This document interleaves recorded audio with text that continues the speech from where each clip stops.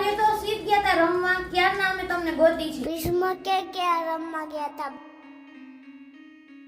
હે રામ સભામાં અમે રમવાને ગયા તા. રામ સભામાં અમે રમવાને ગયા તા. રસ પીધો તો કે પસલી ભરીને રસ પીધો રે. રામ સભામાં મેં રમવાને ગયા તાજી.